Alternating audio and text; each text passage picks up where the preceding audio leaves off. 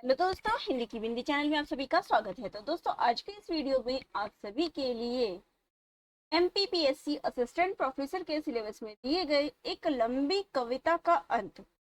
तो जैसे कि आपने कमेंट किया था कि मैं इसके ऊपर वीडियो बनाऊं, क्योंकि अभी तक आपको इसके ऊपर एक वीडियो नहीं मिला है जिसमें आप इन चीज़ों को पढ़ सकें। तो देखिए, यहाँ मैं जो मुख्य रूप से पहले लेकर आई हूँ वो है इस कविता की सॉरी इसकी जो है डिटेल।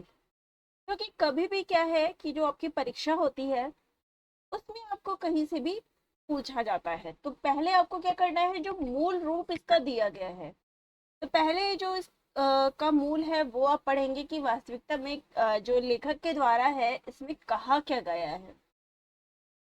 तो यहाँ हम पहले पढ़ते हैं कि लेखक ने इसमें क्या चीजें जो है कही है। इसके बाद मैं आप सभी को इसके जितने भी इम्पोर्टेंट पॉइंट्स हैं वो मैं आपको बताऊंगी। जैसे कि अगर बात की जाए तो ये किसमें संकलित है, और इसके महत्वपूर्ण पॉइंट्स कि आपको क्या क्या चीज़ें जो है इसमें से रखनी चाहिए, और ये जो संग्रह हुई है कि किसमें संकलित है, लेखक ने इसमें क्या क्या चीज़ें बता रखी है। तो जो भी इस चीज़ से रिलेटेड चीज़ें होगी वो मैं आपको नेक्स्ट वीडियो में बताऊंगी। फिलहाल आज हम इसके जो व्याख्या है पहले वो पढ़ लेते हैं कि में लिखा क्या गया है, क्योंकि एक बार इसको विस्तार से पढ़ना भी उतना ही आवश्यक होता है। चलिए ठीक है, यहाँ कहा गया है। तो देखिए, ये किसके द्वारा लिखी गई है, पहले अगर मैं बात करूं कि ये किसने लिखी है, एक लंबी कविता का अंत मुक्तिबोध के द्वारा। उन्होंने एक साहित्यिक की डायरी लिखी है। एक साहित्यिक की डायरी के अंतर्गत आपको जो है इसमें कितने प्रकरण पढ़ने को मिलते हैं। आप जिन्होंने भी नेट की तैयारी की है उनको पता होगा, उनके उसके अंतर्गत जो है 13 प्रकरण या अध्याय, हम जो मर्जी कह ले, तो वो आपको यहाँ पे पढ़ने हैं। ठीक है, अब जब आप इसमें ये चीजें पढ़ते हैं कि जैसे मैंने बताया कि इसमें 13 अध्याय या प्रकरण है। ठीक है, लिखने का इस पे आदत नहीं है तो आप हाँ, तो यहाँ पे क्या है, 13 प्रकरण जो है आपको देखने को मिलते हैं। तो 13 प्रकरण के अंदर अगर मैं बात करूं तो ये कौन से नंबर पर आता है, पहले मैं इस पे बात कर लूं। एक लंबी कविता का अंत, ये दूसरे नंबर पर आता है। तो ये यहाँ से आपके लिए प्रश्न तैयार हो गया कि किसके अंदर संकलित है। तो एक लंबी कविता का अंत किसमें है, एक साहित्य की डायरी में है। ठीक है,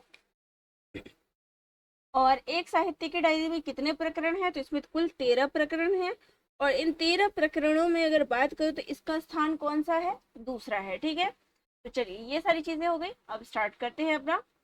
कल ही मैंने एक लंबी कविता खत्म की।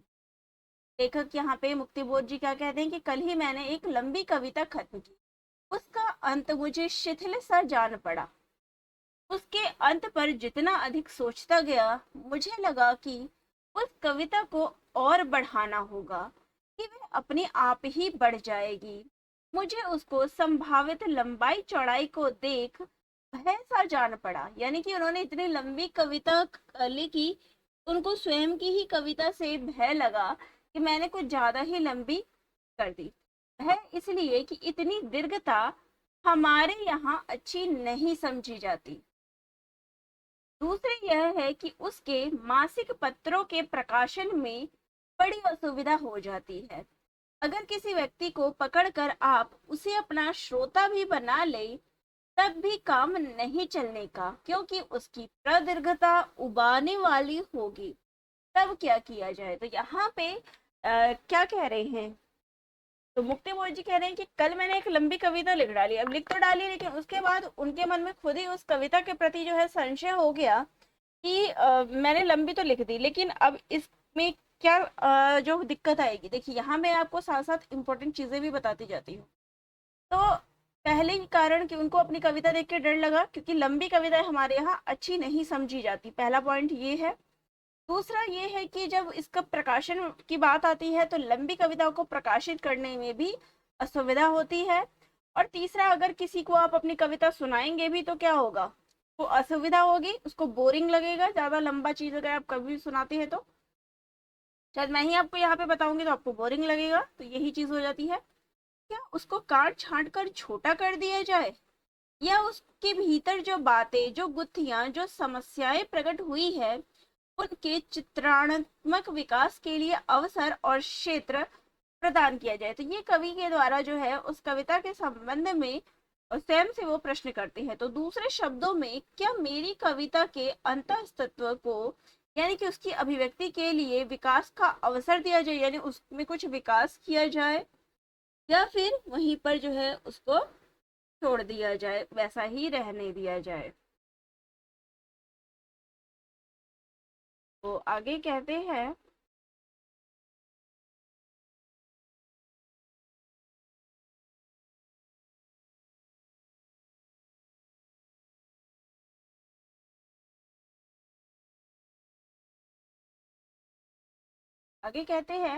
आज मैं महीनों भर से उस कविता के चक्कर में पड़ा हुआ, यानी कि उनको उस कविता को लिखने में कितना, 1 महीने का लगभग समय, या यूं कहिए कि वह कविता हाथ धोकर मेरे पीछे पड़ी थी। बीच बीच में लोगों के पत्र आते रहे, पिताजी के, मित्रों के, कुछ अपरिचितों के। तो किसके पत्र आ रहे थे? पिता के, मित्र के, और कुछ जान पहचान वालों के। लेकिन मैंने कुछ नहीं किया। जब लगा कि लोग बहुत बुरा मान जाएंगे, यानी कि उन्होंने उन पत्रों के जवाब नहीं दिए, और जब उन्हें लगा कि लोग जो है इसका बुरा मानेंगे, उनको गाली देंगे और उनसे मेरे संबंध जो है बिगड़ जाएंगे, तब मैंने कलम ली और उन्हें 2 शब्द लिख दिए। तो तब जाके इन्होंने ये पत्र लिखा उनको। हर वह लंबी कविता मेरा पिंड नहीं छोड़ रही थी। अगर वह कविता भावावेश पूर्ण होती तो एक बार उसकी आवेशात्मक अभिव्यक्ति हो जाने पर मेरी छुट्टी हो जाती, लेकिन वैसा हो सकना असंभव है, क्योंकि भावावेश किसी बात को लेकर होता है, वह बात किसी दूसरी बात से जुड़ी होती है, दूसरी बात किसी तीसरी बात से, यानी कि जो भावात्मक बात होती है वो किसी हर एक चीज जो है एक दूसरे से जुड़ी होती है, लेकिन ये कविता उनकी भावावेश से संबंधित नहीं थी। इस तथ्य को मैं यो कहूंगा, यथार्थ के तत्व परस्पर गुम्फित होते हैं। तो यहाँ पे ये पॉइंट जो है कई बारी पूछा गया है यहाँ पे कि यथार्थ के तत्व परस्पर गुम्फित होते हैं, साथ ही पूरा यथार्थ जो है गतिशील होता है। तो ये कथन कई बार पूछे गए हैं, तो यहाँ इम्पोर्टेंट है। अभिव्यक्ति का विषय बनकर जो यथार्थ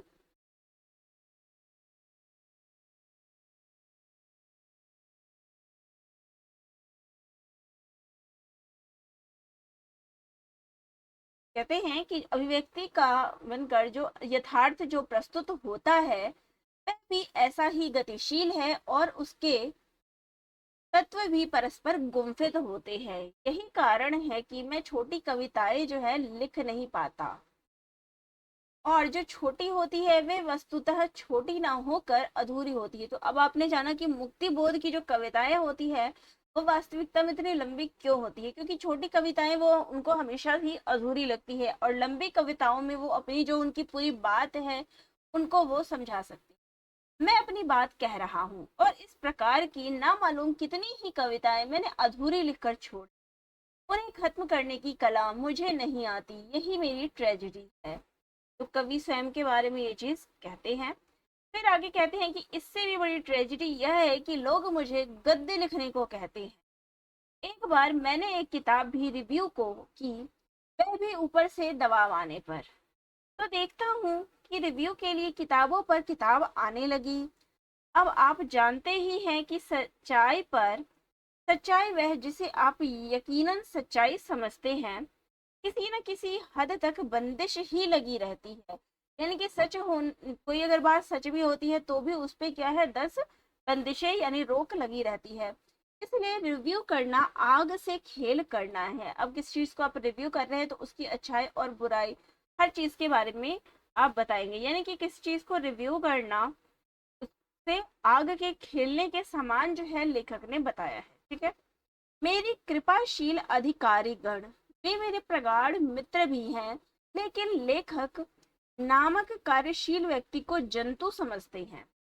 तो अपने एक मित्र के बारे में कहते हैं कि मेरे कृपाशील अधिकारी गण की अधिकारी जो है वो उनके मित्र भी हैं, लेकिन वो जो है कि लेखक कार्य को जंतु समझते हैं।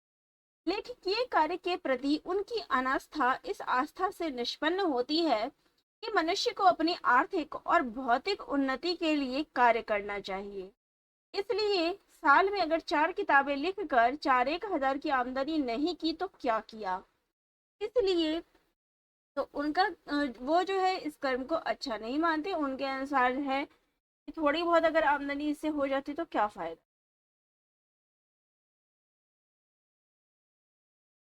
तो आगे कहते हैं, इसलिए मुझे सलाह दी गई कि मैं उपन्यास लिखूं और अपना दलिद्र मिटाऊं। देखिए, क्योंकि कवियों की जो हालत है वो भी अपने देखी हुई है कि गरीबी उनका जीवन जो है किस प्रकार संघर्षमय रहा है। तो कवि जो है अपने भाव उतारते हैं, पैसे का नहीं सोचते हैं। लेकिन यहाँ उनके मित्र उनको यही सलाह देते हैं कि अगर साल में 2-4 किताब लिख के अगर कुछ हजार कमा लोगे तो क्या कर, इससे बढ़िया कुछ और लिखो, उपन्यास लिखो। मेरी स्त्री मेरे टेबल के पास आकर खड़ी हो जाती है और उदास होकर मुझसे कहती है कि तुम क्या कर रहे हो। अच्छा, कविता, इस पर कितने रुपए मिलेंगे। अब मैं यह सोचता हूँ कि कलम घसीटते हुए मेरे बाल तो सफेद हो ही गए। मेरे जीवन का यह अंतिम कार्यकाल चल रहा है, तो मैं क्यों ना अपनी कविताओं का संशोधन परिशोधन करके उन्हें प्रकाशनी रूप दे सकूं। यहाँ कवि कहते हैं कि जब उनकी पत्नी उनसे यहाँ पे प्रश्न करती है तो वो यही कहते हैं कि अब जो आगे समय है उसमें वो क्या करेंगे, अपनी जो कविताएं हैं उनका संशोधन करेंगे कि उसमें क्या सही है क्या गलत है। आगे कहते हैं कि लेकिन यह कविता है कि हाथ पांव पसारती जा रही है और अब सुना है कि मुझे जल्दी ही एक कुंजी लिखने का काम मिलेगा। मेरी आर्थिक कठिनाई कुछ तो हल हो जाएगी। इधर माता पिता भी आ रहे हैं, जरूरी है कि मैं लाभजनक कार्य हाथ में ले लूं। तो कवि को अपनी आजीविका की भी चिंता हो रही है, वो भी बात उन्होंने यहाँ बताई है। फिर आगे कहते हैं कि लेकिन बुरी बात तो यह है कि मुझे एक काम से दूसरे काम पर जाने में तकलीफ होती है। तो यहाँ पे क्या बात कही है ये भी हम सकते हैं। अब यह हालात है कि मुझे इस कविता को बार बार पढ़ने की, उसमें बार बार संशोधन करने की इच्छा होती है, लेकिन अब समय नहीं है, फिर कभी देखूंगा।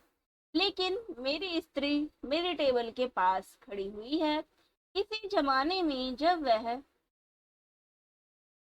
तो कवि ने स्वयं की इच्छा बताई है कि वो जो है एक तरफ से उनको घर भी देखना है, लेकिन वहीं पे जो उनकी स्वयं की इच्छा है, जो उनकी पहले की लिखी हुई कविताएं हैं वो उनमें संशोधन कर।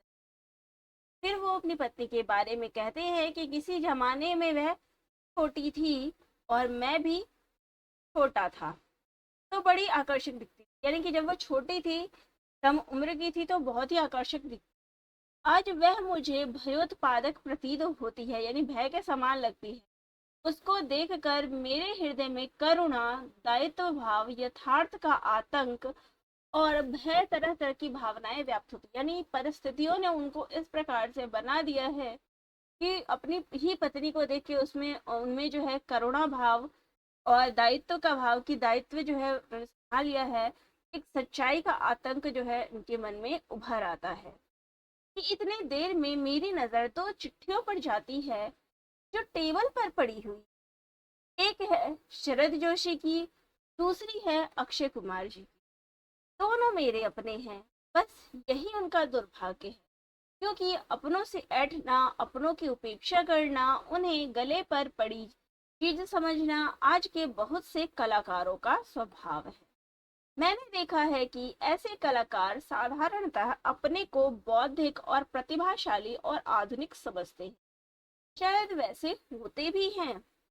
दूसरे प्रकार के भी कलाकार हैं। तो एक प्रकार के उन्होंने क्या बताया है कि 2 प्रकार के कलाकार कौन से हैं। पहला कि जो खुद को बौद्धिक और प्रतिभाशाली समझते हैं, और दूसरे वो लोग जिन्हें अपने लोग बड़े प्यारे होते हैं। उनका यह हिसाब होता है कि अगर कोई कवि उनका दोस्त हुआ तो वह निसंदेह ऊंचा होगा और अच्छा कवि तो हो ही गया। किंतु यदि कोई लेखक यदि किसी दूसरी या तीसरी प्रकार की मंडली में रहता है या नहीं भी रहता है लेकिन उनसे अलग है, तो यह साधारण बनाने की प्रवृत्ति जो है सबल हो जाती है। वह यूं ही लिखता, बेकार लिखता है, फिजूल लिखता है। क्या कहा गया है कि मतलब दो प्रकार के जो है उन्होंने यहाँ बताए हैं। उन्होंने कहा है कि अगर उसी सेम उन चीज को समझने वाले हो गए तब तो उनको समझेंगे कि ठीक है, लेकिन अगर वो किसी अन्य क्षेत्र से संबंधित है तो उनको लगेगा कि ये तो बेकार ही लिखता है, यानी उनकी जो भावनाएं हैं उनको समझ नहीं सकते, तो ये फिजूल की लगेगी। आगे है, इस प्रकार की इस प्रकार की मंडलियों में जो चीज चलती है एक सीमित क्षेत्र में वही श्रेष्ठ और वर्णनीय दिखाई देती है। उनके वे सब अपने हैं, सगे हैं, इसलिए वे श्रेष्ठ भी हैं, उत्तम भी हैं और अच्छे भी। यानी कि उनके अपने ही मंडली में, यानी अपना जो उनका क्षेत्र है उसी में जो उनके लोग हैं वही उनको श्रेष्ठ समझते।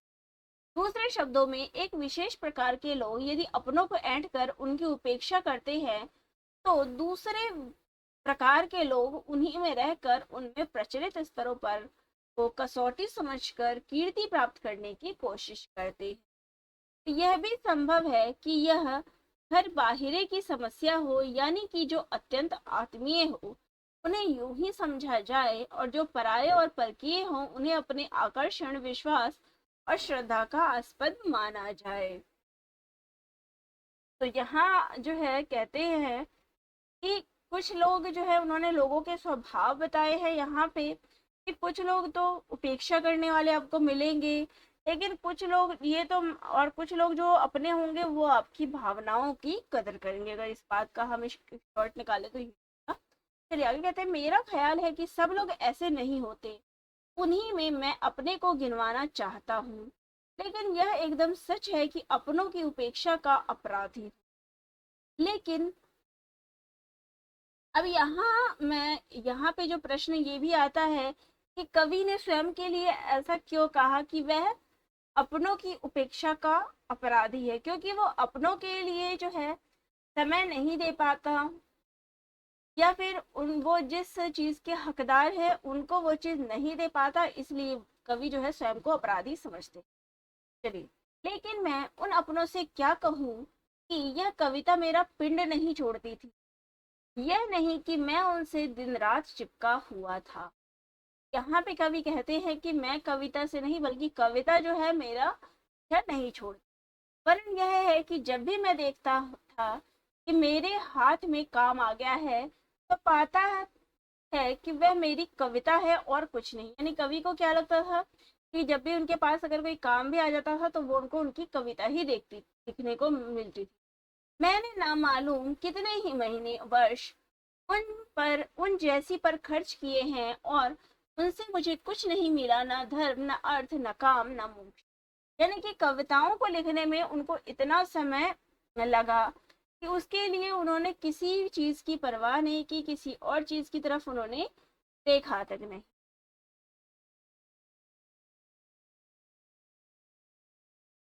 आगे कहते हैं कि कुछ पागल लोग किमियागर लोहे को सोना बनाने की फिक्र में लगातार काम करते हुए नष्ट हो गए। कुछ दूसरे ढंग के पागल जमीन में गड़े खजाने को खोजने और कभी ना पा सकने में इतने मशगूल थे कि उनकी फैमिली ने, समाज ने, जमाने ने उन्हें बेवकूफ कर। तो कई तरह के पागल हुआ करते हैं। तो आगे लेखक ने कई तरह के पागलों का जिक्र किया है। पहला, जो लोहे को सोना बनाने के काम में लगे रहते हैं। दूसरा, जो गड़े खजाने को ढूंढने में लगे रहते हैं। और आगे कहते हैं कि और मुझे अब समझ में आने लगा है कि हो ना हो मैं भी उस श्रेणी में गिने जाने योग्य हूँ। यानी कि मैं भी क्या हूँ कि कविता लिखने में मैं इतना ज्यादा मशगूल हो गया कि मैंने भी अपने घर परिवार को छोड़ दिया, भूल गया। लेकिन नहीं, मैं फिर से समझदार बनने की कोशिश करूंगा और गद्य लिखूंगा। मैंने इस ओर काम भी शुरू कर दिया है, लेकिन क्या बताऊं कि एक चीज है जिसका नाम है धुन, जिसका नाम है लॉ। तो कवि ने क्या बताया है, पहली चीज तो उन्होंने कही है कि भाई मैं भी स्वयं जो है, मैं भी ऐसा ही पागल हूँ जो मतलब अपने घर परिवार सब चीजों से अलग हो चुका हूँ, उनकी फिक्र नहीं करता और सोना ढूंढने का जो है प्रयास, यानी कहने का तात्पर्य है कि कविता लिखने में वो इतने ज्यादा हो गए कि उनको अपनी परिवार की फिक्र नहीं है। लेकिन उन्होंने आगे यही की है कि ये भी काम अगर वो शुरू कर, उनका धुन, ये किसी काम को व्यक्ति तभी करता है जब उसकी लगन हो उसमें। यही कहते हैं कि ये शब्द आधुनिक नहीं है, फिर भी उनके अर्थ का अस्तित्व आज भी विराजमान है। वह मुझे कविता की ओर ही ले जाती है, लेकिन मैं वचन देता हूँ कि मैं कविता नहीं बल्कि गद्य लिखूंगा। इससे मुझे आमदनी भी हो जाएगी और कुछ यश भी बढ़ेगा। तो कविता लिखने से आगे वो जब अपने परिवार को देखते हैं तो यही कहते हैं कि मैं जो है अब जब भी सोचता हूँ कि मैं कुछ और करूँ, तो ये जो मेरा धुन है कि कविता लिखूं, ये मुझे कुछ और करने नहीं देता। लेकिन स्वयं से ये वचन देते हैं कि मैं अब गद्य लिखूंगा, इससे आमदनी हो जाएगी और मेरा नाम भी होगा। मैंने सोचा है कि मैं हर कविता पर एक कहानी लिखूं। क्या यह असंभव है? साफ बता दूं कि मैंने वैसा कभी भी करके नहीं देखा है। फिर भी सोचता हूँ कि वैसा करूं। क्यों? अब क्या बताऊं। इस तरह मुझे गद्य लिखने की आदत तो पड़ जाएगी, लेकिन उससे भी बड़ी बात यह होगी कि अगर कविता नहीं तो कविता की आत्मा को कहानी के रूप में ही क्यों ना सही मान्यता प्रदान करा सकूंगा। यही मेरी अभिलाषा है। तो अब कवि ने अपनी क्या अभिलाषा जताई है, तो कवि ने ये कहा कि पहले तो उन्होंने कहा कि मैं गद्य लिखूं, लेकिन फिर उन्होंने कहा कि मैं ये कर सकता हूँ कि जितनी मैंने कहानियां लिखी है, कविताएं लिखी है, उनको मैं कहानी के रूप में लिखूं। इससे क्या होगा कि जो मेरी कविता लिखने की है जो प्रेरणा है, उसको मैं कहानी के रूप में परिवर्तित कर दूं। लेकिन कहीं ना कहीं तो मेरा जुड़ाव जो है इन्हीं से रहेगा, यानी जो कविता है वो कवि से ऐसे जुड़ी हुई है और कवि जो है इसको छोड़ना नहीं चाहते। आगे कहते हैं कि यह सही है कि मेरी कविता आधुनिकतावादी है, घनघोर है, लेकिन मैं आधुनिकतावादियों में भी पुराना हो रहा हूँ और अब जल्द ही खुर्राट हो जाऊंगा। मेरे जैसे बहुत से पुराने नयों से भयभीत हैं, डर के मारे अपने पुराने कुर्तों को उतार कर नया बुशकोट धारण कर रहे हैं। आज से कोई 25-30 साल पहले यह हालत थी कि नया लड़का भी मूछे मूछे रख कर और दूसरे तौर तरीकों से अपने को बुजुर्ग जैसा गंभीर बनाए रखना चाहता। तो उन्होंने क्या कहा कि जो उनकी कविताएं हैं, मुक्तिबोध की कविताओं की बात कर ले, तो उनकी कविताओं में हमें आधुनिकतापन दिखता है। लेकिन वो यही कहते हैं कि जो आधुनिक जो उनकी कविताओं में दिखता है, लेकिन वो स्वयं भी अब क्या है, पुराने हो रहे हैं, क्योंकि नए कवियों की जो संख्या है या नए कवि जो है आ रहे हैं। पहले जमाने में क्या होता था कि जो जवान लोग होते थे वो बुजुर्गों की तरह गंभीर दिखने के प्रयास में मूछे वूछे रखते थे। लेकिन अब क्या है कि जो पुराने लोग हैं वो नए लोगों की तरह, यानी जहां वो कुर्ते पजामा वगैरह पहनते थे, वो अब नए लोगों की तरह कोट वोट धारण कर लेते। आज हालत यह है कि बुजुर्ग भी बालक बनना चाहते हैं और चपल चंचलता सूचित करने के लिए उसी की तरह पोशाक भी धारण कर लेते।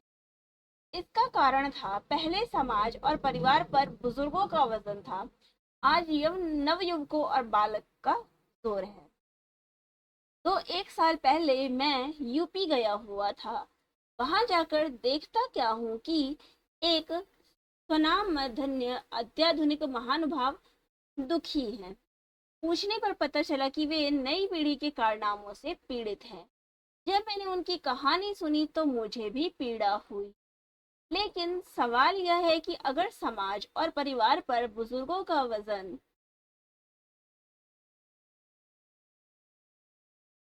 तो आगे कहते हैं बुजुर्गों का वजन नहीं है, तो आज मुख्यतः वे स्वयं दोषी और अपराधी हैं। स्वयं वे कहीं चूक गए इसलिए मात खा गए। मेरा अपना विचार है कि जिस भ्रष्टाचार, अवसरवादिता और अनाचार से आज हमारा समाज व्यथित है, उसकी शुरुआत जो है, सूत्रपात जो है, बुजुर्गों ने किया। स्वाधीनता प्राप्ति के उपरांत भारत में दिल्ली से लेकर प्रांतीय राजधानियों तक भ्रष्टाचार और अवसरवादिता के जो दृश्य दिखाई दिए, उनमें क्या था, बुजुर्गों का जो है बड़ा हाथ था। तो स्वतंत्रता के बाद अगर बात करें तो जितने बचे थे वो बुजुर्ग ही थे। अगर हमारे बुजुर्गों पर नए तरुण का श्रद्धा नहीं रही तो इसका कारण यही है कि वे अनास्थावादी है। वर्ण कि हमारे बुजुर्ग जो है वो कैसे नहीं रहे, तो श्रद्धास्पद नहीं रहे। और अगर हमारे युवक अनास्थावादी हैं तो भी कोई बुराई नहीं है, क्योंकि अनास्था का जन्म आस्था से ही होता है। अनास्था आस्था की पुत्री है। तो यहाँ पर ये जो पॉइंट्स है वो भी कई बार मुक्ति बोध की ये पंक्ति आ जाती है कि ये किसने कहा है। फर्क यह है कि आज के पहले दर्शकों के सामने रंगमंच पर आस्था नाटक खेला करती थी और अनास्था नेपथ्य में सूत्र संचालन करती थी। तो आजकल क्या है, अनास्था जो है नाटक करती है और आस्था जो है नेपथ्य में यानी पीछे जो है सूत्र संचालन करती है। यह मैं मानने के लिए तैयार नहीं हूं कि आज के नवयुवकों में केवल धुआं शेष रह गया है और आग नहीं है। आग है और वह भीतर ही भीतर है, लेकिन नवयुवक पाता है कि आज उस आग की कोई कीमत नहीं रह गई है। तो यहाँ उन्होंने नवयुवकों को भी सचेत करने का प्रयास जो है अपने इस में किया है। तो यहाँ जहाँ बुजुर्गों के बारे में बताया है, वहाँ नवयुवकों के बारे में भी जो है उन्होंने अपने विचार जो है यहाँ वो आगे कहते हैं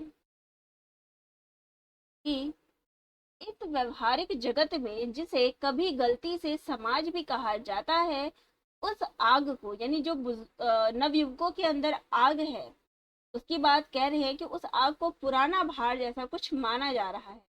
वह आग उसकी निज है, लेकिन उसके कारण सामाजिक है अधिकतर। लेकिन अगर ऊपर कही हुई बात सच है तो सवाल यह है कि उसके काव्य में वह आग क्यों झलकती नहीं है। प्रश्न स्वाभाविक है, यानी जो नवयुवकों के अंदर आग तो है लेकिन वो उसके अंदर ही है, वो बाहर क्यों नहीं झलकती, क्योंकि आज उसकी कोई कीमत नहीं रह गई है। चलिए, उन्होंने यही कहा है कि आग क्यों नहीं झलकती, तो इसका उत्तर उन्होंने फिर नीचे यहीं पे दिया है कि इसका उत्तर इस प्रकार से दिया जा सकता है। बुजुर्गों ने, सत्ताधारियों ने, समाज संचालकों ने, आर्थिक शक्ति से संपन्न वर्गों ने समाज के प्रत्येक स्तर पर प्रकट और अप्रकट, सूक्ष्म और स्थूल भ्रष्टाचार का विधान कर रखा है। यानी हर तरफ क्या है, भ्रष्टाचार फैला हुआ है। इस भ्रष्टाचार के भी कई रूप हैं।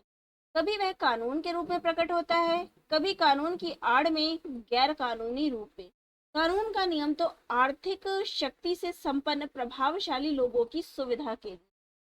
तो इसका कारण उन्होंने क्या दिया कि जो नौजवान है उनके अंदर जो आग नहीं झलकती, इसका कारण है ये भ्रष्टाचार जो समाज में हमारे व्याप्त है। और इसके भी अलग अलग रूप है, यानी कि अगर कानून की आड़ में जो है कई सारे गैर कानूनी काम किए जाते हैं, जहाँ कानून जो है सबसे प्रभावशाली बनाया गया था लोगों की सुविधा के लिए, वहीं पे क्या है, इस कानून ने जो है केवल प्रभावशाली जो इस पे दे सकते हैं, जिनका प्रभाव है यानी बड़े बड़े जो लोग हैं उनके ही हाथ में ये सिमट कर रह गया है। आगे कहते हैं कि तो इस प्रकार के वातावरण में फिट होने के लिए हमारी समझदारी का यह तकाजा होता है कि किसी न किसी तरह शैतान से समझौता करके गधे को भी काका को। बड़े बड़े आदर्शवादी आज रावण के यहाँ पानी भरते हैं और हाँ में हाँ मिलाते हैं। बड़े प्रगतिशील महानुभाव भी इस मर्ज में गिरफ्तार है। जो व्यक्ति रावण के यहाँ पानी भरने से इनकार करता है उसके बच्चे मारे मारे फिरते हैं। और आप जानते हैं कि ख्याति प्राप्त यशोदीप्त प्रगतिशील महानुभाव भी,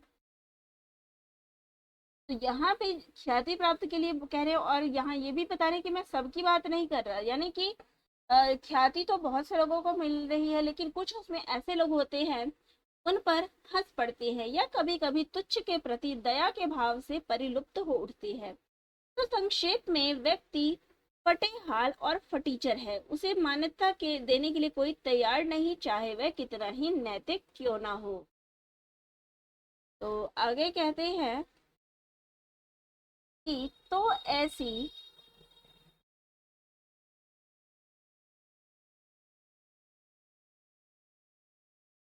ऐसी दयनीय शनिश्चरी दशा से बचने के लिए अगर हमारे नवयुवक चतुरता का प्रयोग करें तो इसमें आश्चर्य नहीं होना चाहिए। वे भी रावण के किसी दास के अनुदास के उपदास से अपना रिश्ता कायम करने में लगे हुए हैं। यानी कि वो जो है समझदारी से काम नहीं करते, केवल दास उपदास इन्हीं सबसे अपना रिश्ता कायम करते। और रावण के राज्य का एक मूल नियम है कि जो अपना अनुभूत वास्तव में उस पर पर्दा डालो, यानी कि जो असलियत है उस पर क्या करो, पर्दा डालो।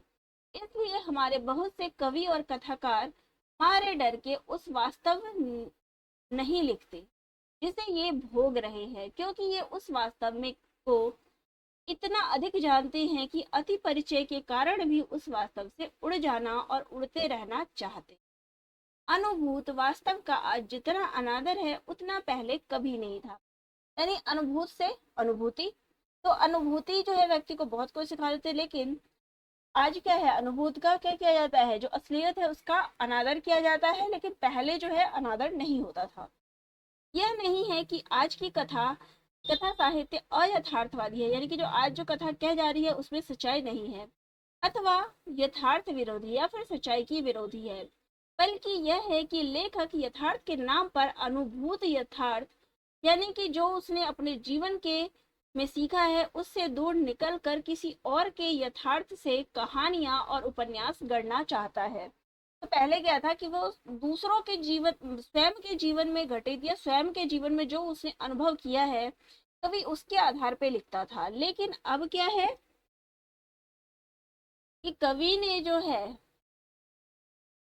किसी और के जीवन, अपनी यथार्थवाद को छोड़ के उसने किसी और के यथार्थ पे लिखना शुरू कर दिया। मैं यह नहीं कहना चाहता कि हमारे लेखकों के पास प्रतिभा रही है, बल्कि यह कहना चाहता हूँ कि उसमें मानवीय अंतरात्मा, मानवीय विवेक चेतना की हलचल मचाने वाली पीड़ा जो है अब नहीं है, क्योंकि वह जरूरत से ज्यादा समझदार हो गया है। और समझदारी का यह तकाजा है कि जिस दुनिया में हम रहते हैं उससे हम समझौता करें।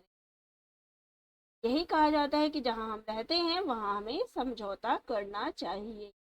पहले जहां उन चीजों के प्रति आवाज जो है कि गलत नहीं होना चाहिए, वहीं आज क्या कहा जा रहा है, उन चीजों से समझौता कर लिया।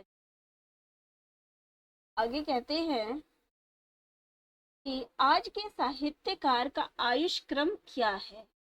विद्यार्जन, डिग्री और इसी बीच साहित्यिक प्रयास, विवाह, घर, सोफा सेट, एरिस्टोक्रेटिक लिविंग, महानों से व्यक्तिगत संपर्क, श्रेष्ठ प्रकाशकों द्वारा अपनी पुस्तकों का प्रकाशन, सरकारी पुरस्कार अथवा ऐसी कोई विशेष उपलब्धि।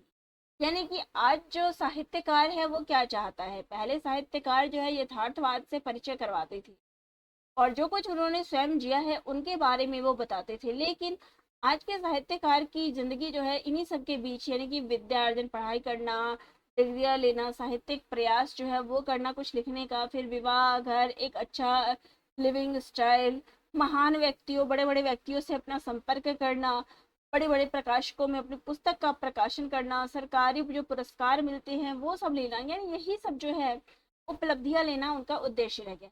और 40वें वर्ष के आसपास अमेरिका या रूस जाने की तैयारी। किसी व्यक्ति या संस्था को सहायता से अपनी कृतियों का अंग्रेजी या रूसी में अनुवाद, किसी बड़े भारी सेठ के यहाँ या सरकार के यहाँ ऊंचे किस्म की नौकरी। तो ये साहित्यकार के विषय में जो है लेखक ने अपने विचार दिए हैं। अब मुझे बताइए कि वह वर्ग क्या जो यथार्थवाद प्रस्तुत करेगा और क्या आदर्शवाद। यानी कि कवि ने यहाँ प्रश्न किया है कि ये जो ऐसा वर्ग, ऐसा साहित्यकार का वर्ग जो केवल अपनी लालसा की बात सोचता हो, ये क्या यथार्थवाद और क्या आदर्शवाद प्रस्तुत करेगा। स्वामी विवेकानंद आज से कई सौ वर्ष पहले यह घोषित कर चुके थे कि भारत के उच्चतर वर्ग नैतिक रूप से मृतक हो गए हैं। वे कहते हैं भारत की एकमात्र आशा उसकी जनता है, उच्चतर वर्ग दैहिक और नैतिक रूप से मृतवत हो गए हैं। तो ये कथन था स्वामी विवेकानंद जी। चलिए आगे देखते हैं।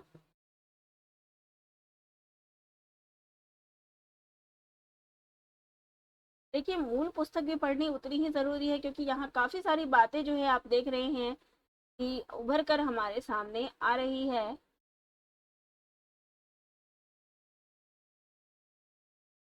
आगे लेखक कहते हैं कि अगर उच्चतर वर्गों की यह हालत उस समय थी, जो आज हम सिर्फ यह कहेंगे कि इस समय भारत के उच्चतर वर्ग दैहिक रूप से खूब प्रबल हो गए हैं, और यहाँ जहां तक नैतिकता का प्रश्न है, वह ना पहले कभी थी ना आज है। यानी कि जो उच्चतर वर्ग है, इनके पास धन संपदा तो है, लेकिन नैतिकता जो है उनमें नहीं है। नैतिकता के नाम पर आज सिर्फ सौदेबाजी और अवसरवादिता है। स्वामी विवेकानंद ने एक बार यह भी कहा था, मैं एक समाजवादी हूँ, इसलिए नहीं कि वह एक सर्वगुण संपन्न संपूर्ण व्यवस्था है, बल्कि इसलिए कि रोटी के अभाव की अपेक्षा आधी रोटी बेहतर होती। यानी समाजवादी होने के पीछे उन्होंने ये निर्णय लिया था कि अगर आप पूरी रोटी खाएंगे उससे बेहतर है कि मतलब कि रोटी के अभाव, यानी कि अगर आपको पूरी रोटी ना मिले तो इससे बेहतर कि आप आधी रोटी भी आपको मिल जाए। अन्य व्यवस्थाओं की अब परीक्षा की जा चुकी और उनमें अभाव ही अभाव पाए गए। आज इस व्यवस्था की भी परीक्षा कर ली जाए, अगर और किसी बात के लिए नहीं तो केवल नवीनता के लिए ही क्यों ना सही। ध्यान में रखिए, ये बातें जो स्वामी विवेकानंद ने कही, तो रूसी राज्य क्रांति से पहले कही गई है। तो यहाँ पे मैं एक और प्रश्न यहाँ पे जोड़ना चाहूंगी कि यहाँ प्रश्न आपसे पूछा जा सकता है कि मुक्तिबोध ने एक लंबी कविता में किसके अनुभवों की बात जो है कही है। तो यहाँ पे देख सकते हैं स्वामी विवेकानंद के कथन जो है उन्होंने अपनी इस कविता में, लंबी कविता के अंत में कहे हैं। मैंने स्वामी विवेकानंद का नाम क्यों लिया? इसलिए कि अब मैं बुजुर्ग होने जा रहा हूँ और पीछे की ओर देखने का अभ्यास कर रहा हूँ, लेकिन यह भी मैं बताना देना चाहता हूँ कि आज का उच्चतर वर्ग अधिक जड़ और अधिक प्रतिगामी ही हो गया है। वह इस समय साहित्य में ऐसे विचारों का प्रचार करना चाहता है जिनके द्वारा हमारी साहित्यिक व्यक्ति अनुभूत वास्तवों की पाशविकता और मानवीयता पर पर्दा डाले। यानी कि जो उच्चतर वर्ग है वो क्या करेंगे, जो असलियत है उन पे पर्दा डालने का प्रयास करेंगे, और वह जनता की ओर उन्मुख हो, यानी जनता से वो उन्मुख हो जाए, उनको कुछ जनता के लिए ना करना पड़े। आगे देखते हैं।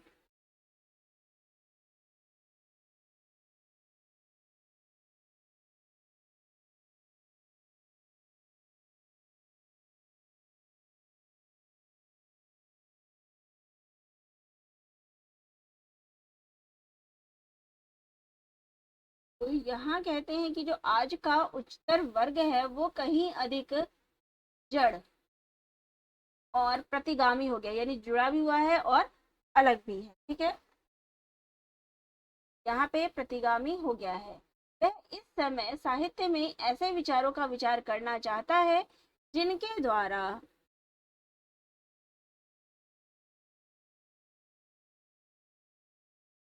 यहाँ पे कहते हैं कि के द्वारा साहित्यिक व्यक्तियों की पार्श्विकता और मानवीयता पर जो है पर्दा डाले, और वह जनता की ओर उन्मुख ना हो। जनता के विरोध का एक और उदाहरण लीजिए। हमारी नई कविता में बहुत बार ऐसे भाव विचार प्रकट किए जाते हैं जो नितांत प्रतिक्रियावादी है। नई कविता की फॉर्म का सवाल नहीं है, सवाल है उन दृष्टियों का जो मेरे ख्याल से बिल्कुल गलत है। गलत ही नहीं बल्कि प्रतिक्रियावादी है, यानी कि उनके अनुसार जो नई कविता है उसमें भाव जो है विचार प्रकट किए गए हैं जो कैसे है, प्रतिक्रियावादी है। आज के युवक की बाह्य स्थिति और अंतः स्थिति का वर्णन करते हुए एक कवि कहता है, अगर बाह्य जगत में काम करना पड़ा तो लामुहाला मुझे भीड़ बन जाना पड़ेगा और मैं जुलूस में शामिल हो पाऊंगा, लेकिन भीड़ और जुलूस तो मनुष्य के व्यक्तित्व के परिहार का, अंतर व्यक्तित्व के संहार का सूचक है, इसलिए मेरी मुक्ति कहीं भी नहीं है।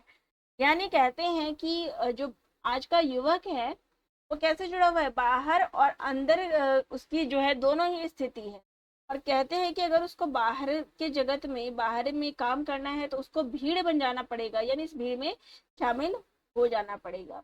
फिर स्वयं कहते हैं कि मैं जो है इस जुलूस में शामिल हो जाऊंगा लेकिन जो जुलूस है वो किसका प्रतीक कहते हैं कि मनुष्य के व्यक्तित्व के परिहार का। अब आगे कहते हैं, एक पुराना प्रयोगवादी कवि भी भीड़ से घबराता है। भीड़ के प्रति भयानक प्रतिक्रिया करते हुए वह उनसे दूर हट जाना चाहता है, भीड़ के प्रति घृणा व्यक्त करता है। निसंदेह यह दोनों कवि अपनी तरह से अपनी बात कहती है, मेरी तरह से नहीं। तो यहाँ पे दो कवियों का उन्होंने उदाहरण दिया है, एक जो भीड़ बन जाना चाहता है और दूसरा जो इस भीड़ से घबराता है। किंतु ऊपर मैंने उनकी दृष्टि के संबंध में लिखा है, ना कि उनकी विशिष्ट पंक्तियों के विशिष्ट आशय के संबंध में।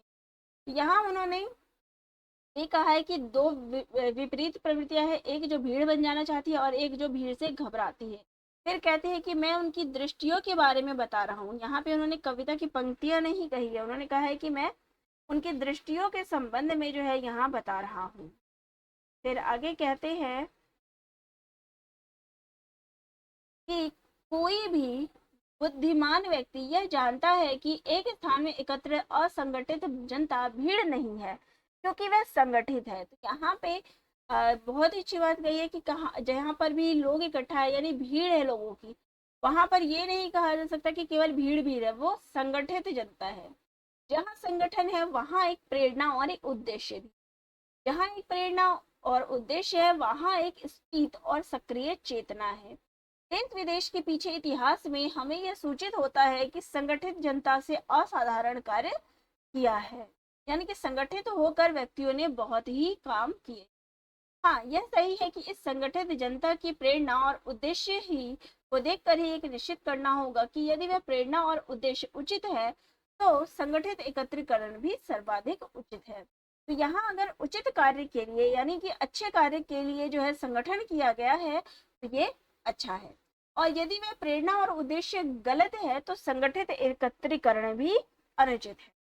किंतु हमारे कई नए कवियों को उस एकत्रीकरण से भी डर लगता है, जिसे जनता का सामूहिक दृश्य कह सकते हैं, उसे सामूहिकता से चिढ़ है।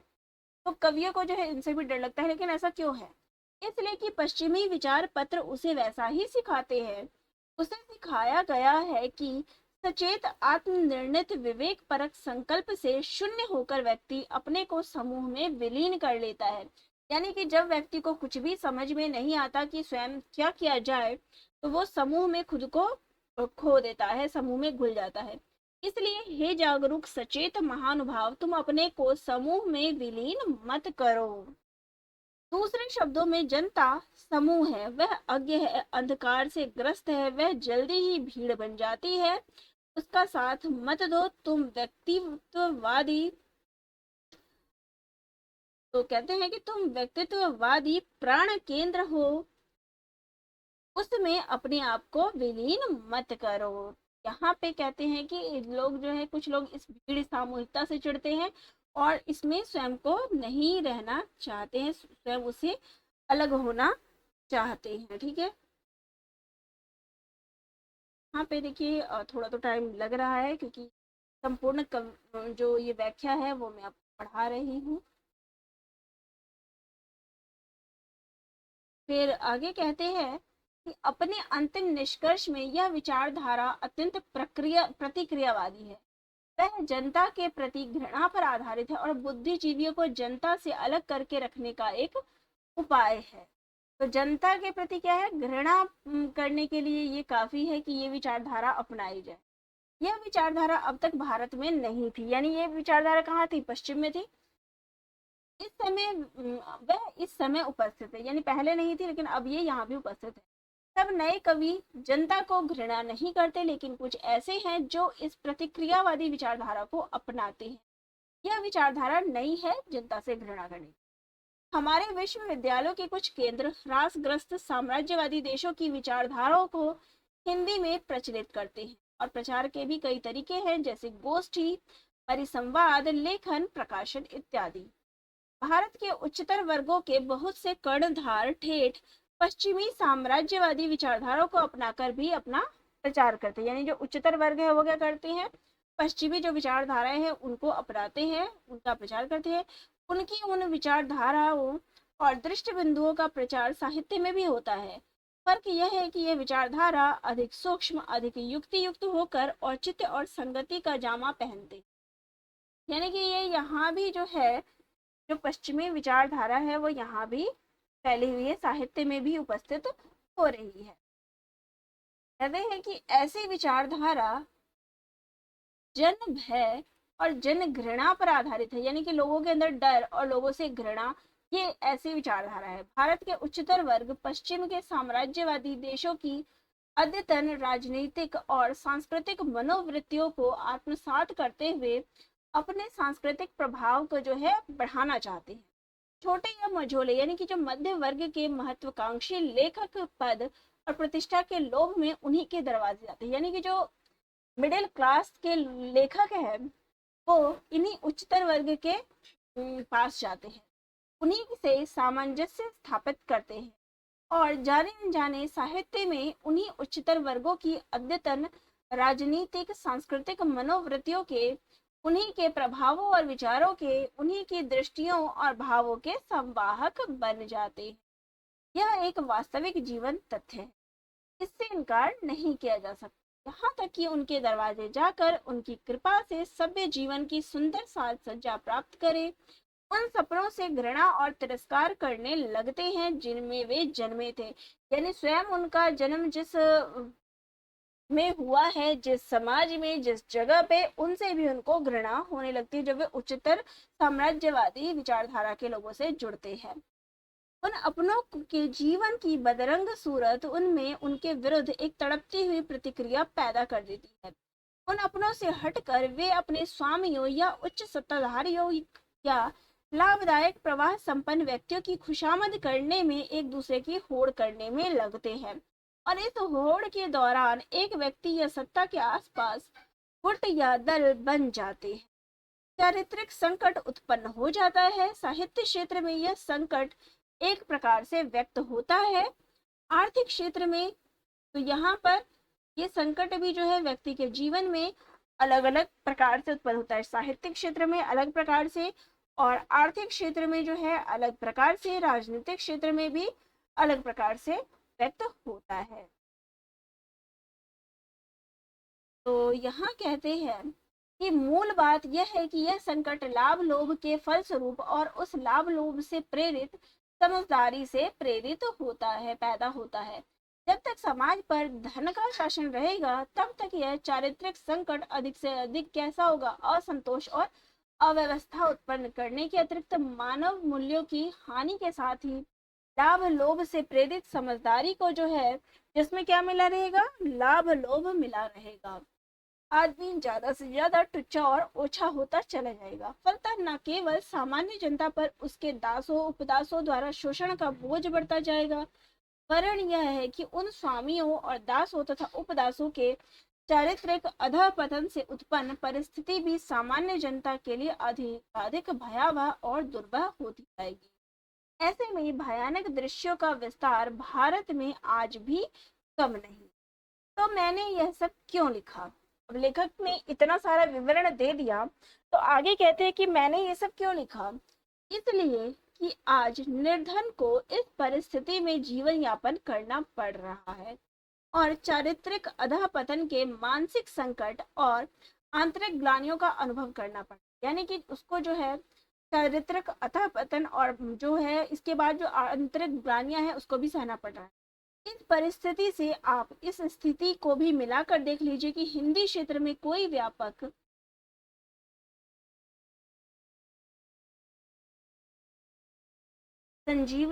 संजीवनकार आंदोलन या हलचल नहीं जो संभवतः अन्य भाषाभाषी प्रांतों।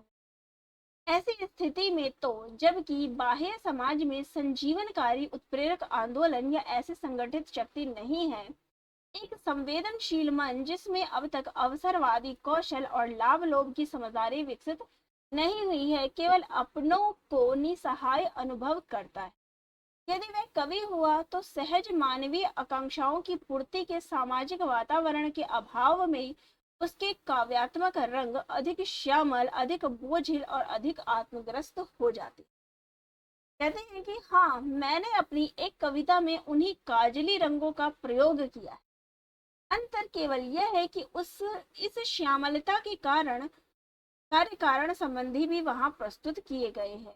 अब कविता कोई निबंध तो है नहीं कि जिससे लोगों को आज के हालात की जानकारी मिले, ना ही वह कोई नाटक है जिसमें पात्र प्रस्तुत होकर मूर्त रूप से जीवन यथार्थ उपस्थित हो। कविता एक संगीत को छोड़ अन्य सब कलाओं से अधिक अमूर्त है। वहाँ जीवन यथार्थ केवल भाव बनकर प्रस्तुत होता है, या बिंब बनकर या विचार बनकर। कविता के भीतर की सारी नाटकीयता वस्तुतः भावों की गतिमयता। उसी प्रकार कविता के भीतर का कथा तत्व भी भाव का इतिहास है। तो फिर ऐसी स्थिति में यह असंभव नहीं है कि कविता को अनेक क्रमबद्ध गद्य चित्रों में प्रस्तुत किया जाए।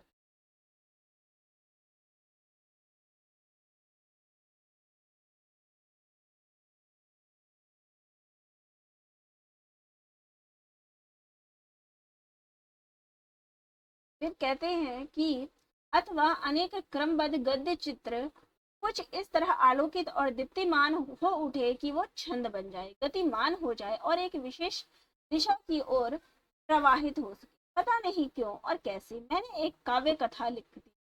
निस्संदेह उसमें कथा का केवल आभास है, नाटकीयता केवल मरीचिका है। वह विशुद्ध आत्मगत काव्य है। और उस काव्य के रंग कैसे हैं? तो सावले हैं, बिल्कुल सावले। भय, आतंक, अनिश्चय, जिज्ञासा, कुतूहल, समाधान, घबराहट और दुश्चिंता उसमें झलक उठती। वह असल में एक एलिगरी है, एक रूपक है। अब वह रूपक क्या है?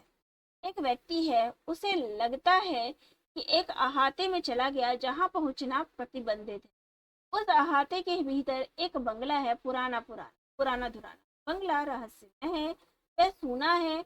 वहां उसे एक आदमी मिलता है जो गुप्तचर सा प्रतीत होता है। एक दूसरा आदमी मिलता है जो बिल्कुल पागल है। कविता के अंत में बताया गया है कि इस बंगले की सीढ़ियां जमीन के भीतर भीतर।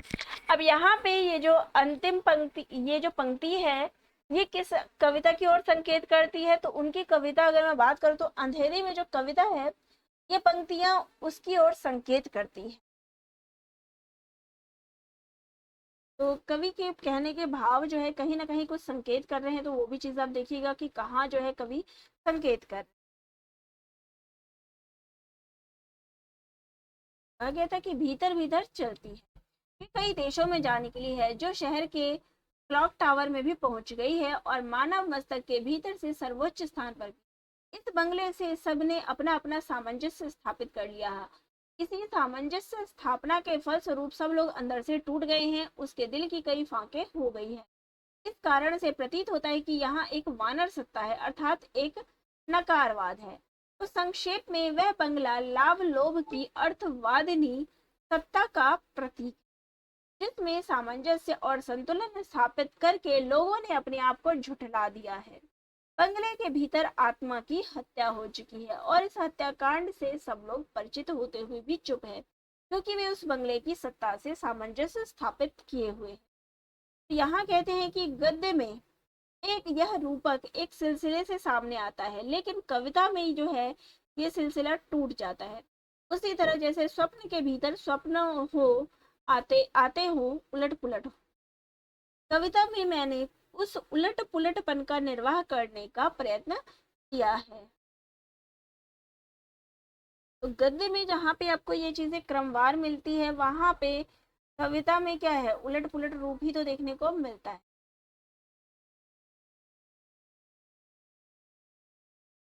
तो यहाँ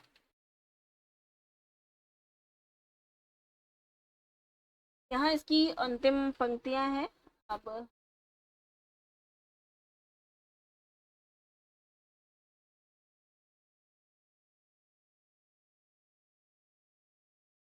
के बाद जो है मैं आप सभी को खुद का जीवन के भी बताऊंगी।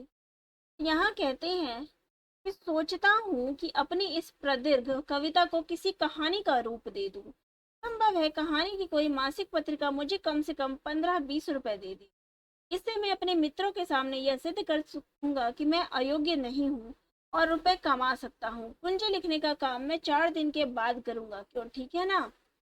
यहाँ पर कवि ने अपनी संपूर्ण भावुकता जो है इसमें व्यक्त कर दी है कि एक लंबी कविता का अंत, यानी एक लंबी कविता को अंत कैसे देना है, उसके लिए वो अपनी भावात्मक बात कह रहे हैं। पूर्ण संपूर्ण जो है इस पर उन्होंने व्याख्या कर दी है कि कविता तो वो मतलब उनका लगन है कि वो कविता लिखे, लेकिन कुछ परिस्थितियां ऐसी हो गई है जिसके कारण उन्हें जो है कविता से अलग जो है कुछ और लिखने के लिए कहा जा रहा है। तो सोचते तो है फिर समाज के अलग अलग दृश्यों, अलग अलग परेशानियों की ओर जो है कवि ने संकेत किया है कि समाज में ये व्याप्त है, जिसके कारण जो है कवि का जो काम है यानी कविता जो है वो किस प्रकार की बनती जा रही है, कवि ने इसमें संपूर्ण चीजें वर्णित की है।